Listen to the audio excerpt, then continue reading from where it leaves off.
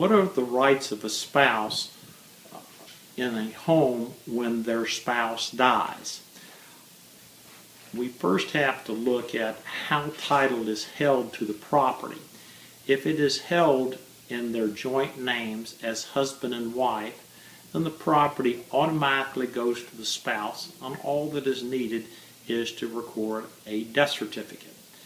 If the title was just held in the spouse's name alone who passes away, then it is considered homestead property and is controlled by the Florida Constitution and the laws of the state of Florida.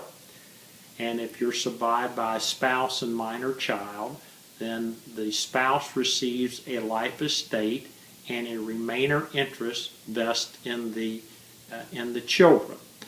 You cannot devise it or leave it in your will to anyone else.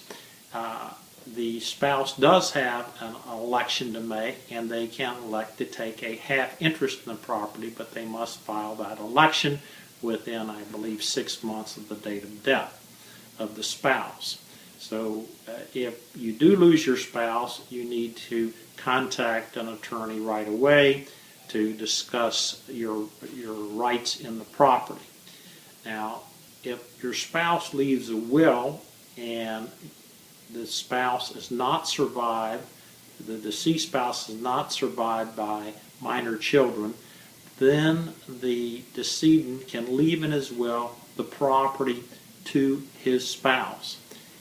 That is the only person he can leave it to. He cannot provide for a life estate or anything else, and so it is an improper devise to leave it to anyone other than your spouse.